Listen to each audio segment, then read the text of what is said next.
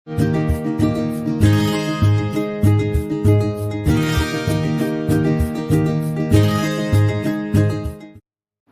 Reaction கார்பைலமைன் test. இந்த கார்பைலமைன் test அப்படின்னு நீங்கள் பார்த்தீங்க அப்படின்னா, this is very very important test to differentiate primary, secondary and tertiary. Otherwise how to you test the primary Ameen அப்படின்னாலும் இதை எழுதலாம்.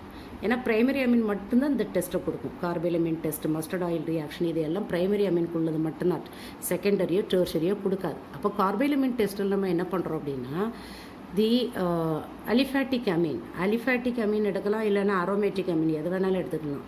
அரோமேட்டிக் அமீனா அனிலின் எடுத்துக்கலாம். சரியா? when it is treated with chloroform and potassium hydroxide solution, it forms a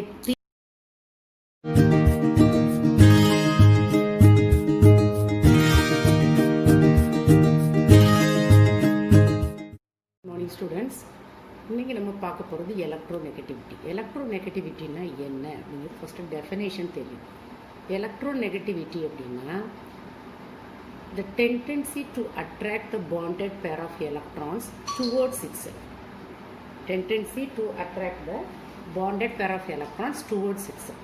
For example, hydrogen chloride வச்சுக்கோங்க.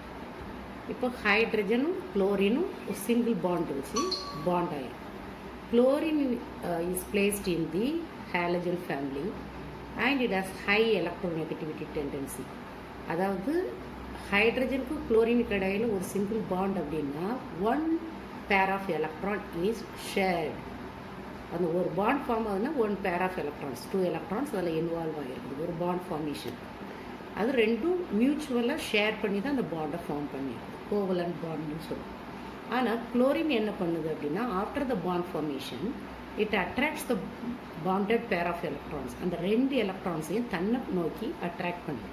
அப்போ chlorine will get what partially negative charge and hydrogen will get what partially positive charge. இந்த டெண்டன்சிக்கு பேர் தான் electronegativity. புரியுதா? இன்னொரு example வச்சு சொல்கிறேன். சோடியம் குளோரைடு இது ரெண்டுக்கு இடையில என்னது அயானிக் பாண்ட் இருக்குது. இதுலேயும் அப்படி நம்ம பார்த்தோம் அப்படின்னா குளோரினுக்கு அதிகமான எலக்ட்ரோநெகட்டிவிட்டி உண்டு, சோடியத்தை விட அதிகம்.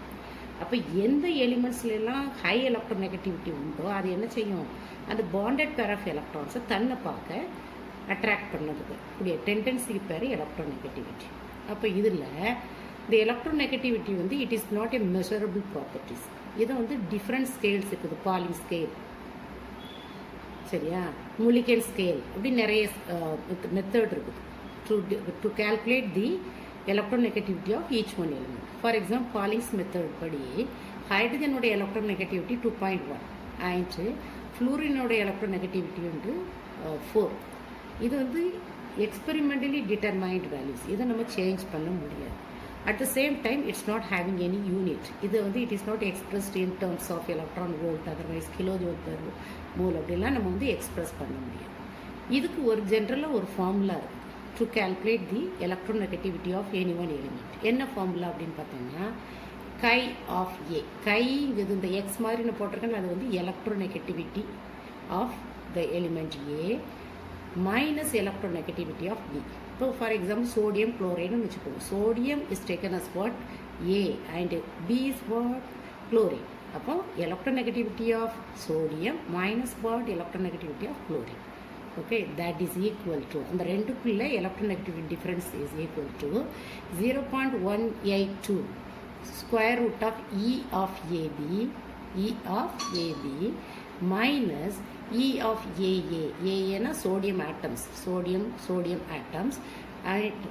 and also E of BB chlorine atoms into 1/2. அதோட ஸ்கொயருக்கு அதுக்கு பவர் எவ்வளவு 1/2. அப்போ இங்கே இந்த ஈங்கிறது என்னதுன்னா bond dissociation energy of that molecule, AB molecule, A2 molecules and B2 molecules. சரியா? இவ்வளோ தான் நம்ம எலக்ட்ரோநெகட்டிவிட்டியை பற்றி நம்ம ஜென்ரலாக தெரிஞ்சுக்கக்கூடியது. இப்போ how to electronegativity varies in a period as well as in a group. பீரியட்னா என்ன சொல்லியிருக்கோம், லெஃப்ட்லேருந்து ரைட்டில் அக்ராஸ் ஆகுறதுக்கு பேர் பீரியட். குரூப்னா என்னது, டாப் டு பாட்டம் மூவ் ஆகுறது. சரி, இப்போ ஒரு பீரியட், இப்போ for example second period starts from lithium and end with what, neon. அப்போ லித்தியம்லேருந்து நியான் வரைக்கும் இந்த எலக்ட்ரோநெகட்டிவிட்டி வேல்யூ வந்து it's going on increases due to decreasing in atomic radius. Atomic radius ஏன் டிக்ரீஸ் ஆகும்? Since the nuclear charge increases. அதை நம்ம ஏற்கனவே படிச்சது. அதே மாதிரி தான் variation of electronegativity in a group. இப்போ on moving down the group, for example in a first group லித்தியத்திலிருந்து நம்ம வந்து ருபீடியம் வரைக்கும் நம்ம பார்த்தோம் அப்படின்னா இந்த electronegativity value it's going on decreasing due to which one increasing in atomic size. Atomic size increase ஆனாங்கன்னா நியூக்ளியஸ்க்கும் அந்த valence எலக்ட்ரான்ஸ்க்கும் உள்ள அட்ராக்டிவ் ஃபோர்ஸஸ் என்ன ஆகும்? ரொம்ப கம்மியாக இருக்கும். சரியா? அதனால் on moving down the group the electronegativity is what is going on decreases. சரியா? அடுத்தாப்புல noble gases. Noble gases, which are the noble gases? 18th group elements are called as noble gases. noble gasesல நம்ம வந்து என்னெல்லாம் சொல்லலாம் அப்படின்னா helium, neon, argon, krypton, xenon. These are what? Noble gases.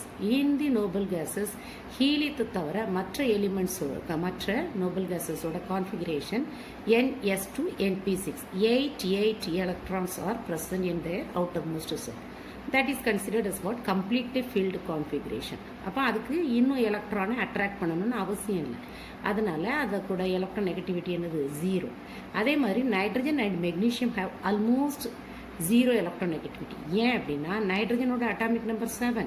அப்போ அதோட configuration என்ன எழுதுவோம்? 1s2 2s2 2p3.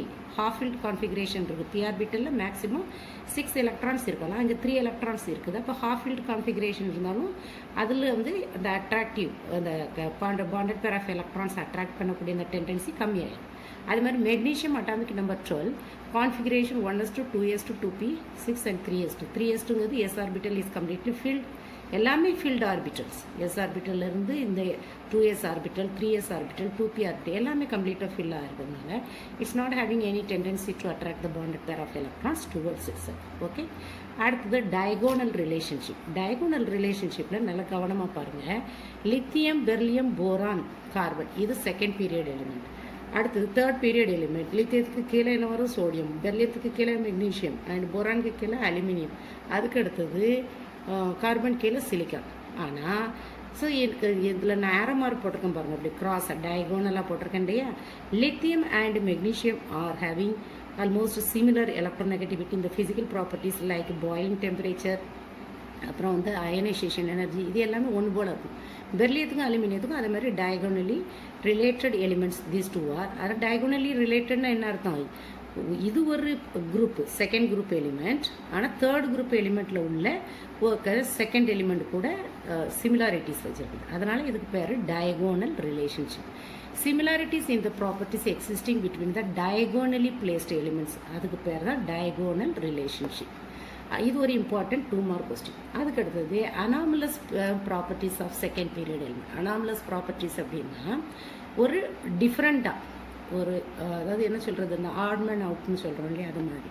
இப்போ ஃபார் எக்ஸாம்பிள் எந்த குரூப்பை நீங்கள் எடுத்துக்கிட்டாங்கனாலும் சரி, அது ஃபஸ்ட்டு குரூப்பாக இருக்கலாம், செகண்ட் குரூப்பாக இருக்கலாம், தேர்டாக இருக்கலாம், ஃபோர்த்தாக இருக்கலாம், எந்த குரூப்பை எடுத்துக்கிட்டாலும் அதில் உள்ள ஃபர்ஸ்ட் எலிமெண்ட் ஃபார் எக்ஸாம்பிள் இந்த லித்தியம், பெர்லியம், போரான் இதெல்லாம் லித்தியம் வந்து ஃபஸ்ட் குரூப்பில் உள்ள ஃபர்ஸ்ட் எலிமெண்ட், பெர்லியம் செகண்ட் குரூப்பில் உள்ள ஃபர்ஸ்ட் எலிமெண்ட், போரான் 13th குரூப்பில் உள்ள ஃபர்ஸ்ட் எலிமெண்ட். இந்த எலிமெண்ட்ஸ் எல்லாம் கோவலன்ட் காம்பவுண்ட்ஸை ஃபார்ம் பண்ணும். ஆனால் இந்த குரூப்பில் உள்ள மற்ற எலிமெண்ட்ஸ் லித்தியத்துக்கு அடுத்து என்ன வரும்? சோடியம். அந்த சோடியம், பொட்டாசியம், ருபீடியம், சீசியம் அதெல்லாம் என்ன ஆகும் அப்படின்னா that are forming what? Ionic compounds. அதே மாதிரி தான் பெர்லியத்துக்கு கீழே மெக்னீஷியம், அடுத்து கால்சியம், ஸ்ட்ரோன்சியம், பேரியம்லாம் இருக்கும். அப்போ இந்த பெர்லியம் மட்டும்தான் கோவலன்ட் காம்பவுண்ட்ஸை ப்ரொடியூஸ் பண்ணும், மற்ற எல்லா எலிமெண்ட்ஸும் அயானிக் காம்பவுண்ட்ஸை ப்ரொடியூஸ் பண்ணும். ஏன் இந்த டிஃப்ரென்ஸ் அப்படின்னு பார்த்தோம் அப்படின்னா இந்த ஃபர்ஸ்ட் எலிமெண்ட்ஸ், இந்த எலிமெண்ட்ஸ்லாம் செகண்ட் பீரியட் எலிமெண்ட்னா அதில் வந்து அதோட கான்ஃபிகரேஷன் எப்படி இருக்கும்? Outer most configuration 2s and 2p orbital மட்டும்தான் அதில் ஃபில்லப் ஆகும். 2s and 2p orbital. அப்போ மொத்தம் எத்தனை ஆர்பிட்டல்ஸ் இருக்குது? 2sல ஒரு ஆர்பிட்டல், 2pயில் எத்தனை ஆர்பிட்டல் இருக்குது? 3. அப்போ 4 ஆர்பிட்டல்ஸ் இருக்குது. அப்போ 4 ஆர்பிட்டல்ஸ் ஒவ்வொரு எலக்ட்ரான்ஸ் போட்டிங்கன்னா 4 வேலன்ஸ் எலக்ட்ரான்ஸ் தான் கிடைக்கும். அப்போ இதோட வேலன்ஸ் மேக்ஸிமம் எவ்வளவு? 4 தான் வரும். சரியா? ஆனால் மற்ற எலிமெண்ட்ஸ் வந்து அதர் லித்தியத்துக்கு கீழே சோடியம், மெக்னீஷியம், இங்கே பெர்லியத்துக்கு கீழே அலுமினியம், அது எல்லாமே என்ன ஆகும்? So it shows what? Very higher valencies. Okay, that is the reason the first element of each one group is having different properties than the other elements present in the same group. Okay, is the reason. That's all. So when ethylamine is treated with chloroform and potassium hydroxide, it forms ethyl isocyanide, and 3 molecules of KCl will be eliminated and H2O. இது வந்து isocyanide formation தான் very important. Whereas secondary and tertiary amines do not give this test. சரியா? அதில் அந்த கார்பைலமீன் இந்த isocyanate form ஆகுதுல அதுக்கு பேர் தான் கார்பைலமீன். அதோட அதுக்கு அந்த டெஸ்ட் பண்ணும்போது அன்பிளசன்ட் ஸ்மெல் வந்து ப்ரொடியூஸ் ஆகும். மஸ்டர்ட் ஆயில் ரியாக்ஷன் இதுலேயும் நம்ம வந்து பிரைமரி அமீன், ஏன்னா mustard oil reaction also test for the primary Ameen தான். அது கார்பன் டை சல்ஃபைடு வச்சு நம்ம ட்ரீட் பண்ணும்போது ஃபர்ஸ்ட் என்ன நடக்கும் அப்படின்னு பார்த்தீங்கன்னா இந்த ஒரு H2S வந்து எலிமினேட் ஆகிடும். அப்போ நமக்கு வந்து ஃபைனலி ப்ராடக்ட் என்ன கிடைக்கும் அப்படின்னா மெத்தில் ஐசோதயோசைனேட் கிடைக்கும். மெத்தில் ஐசோதயோசைனேட் மஸ்டர்ட் ஆயிலோட ஸ்மெல் இருக்கும். மஸ்டர்ட் ஆயிலில் நீங்கள் இந்த கடுகு என்ன இருக்குது இல்லையா, அதை ஸ்மெல் பண்ணி பார்த்தீங்கன்னா அது ஒரிஜினல் கடுகுனே நீங்கள் எடுக்கணும். இந்த ரிஃபைண்டெல்லாம் கொண்டு வரக்கூடாது. ஒரிஜினலாக எப்படி கிடைக்குமோ, இப்போ நம்ம செக்கெண்ணெய் நல்லெண்ணெய் சொல்கிறோம் இல்லையா, இது மாதிரி செக்கில் அரைக்கக்கூடிய ஒரிஜினல் நீங்கள் மஸ்டர்ட் ஆயில் எடுத்து நீங்கள் ஸ்மெல் பண்ணி பார்த்தீங்க அப்படின்னா அது ஒரு மாதிரி கசப்பு தன்மை ஒரு மாதிரி ஸ்மெல் இருக்கும். அந்த ஸ்மெல்லு தான் இதுக்கு வரும். சரியா? அடுத்தது நெக்ஸ்ட் பாருங்கள். when aniline is treated with carbon disulfide 2 molecules of aniline is treated with carbon disulfide, it gives S-diphenyl thiourea. When which is treated with corn HCl, it gives phenyl isothiocyanate. அப்போ இதில் primary Ameen aliphatic அமீனும் கொடுக்கும், aromatic amine. அதுதான் ரெண்டுக்குள்ளே example கொடுத்துருக்காங்க. Aromatic amine என்ன கொடுக்குது mustard oil ரியாக்ஷனில் phenyl isothiocyanate. The intermediate formed is what? S-diphenyl thiourea. Okay, so that's all.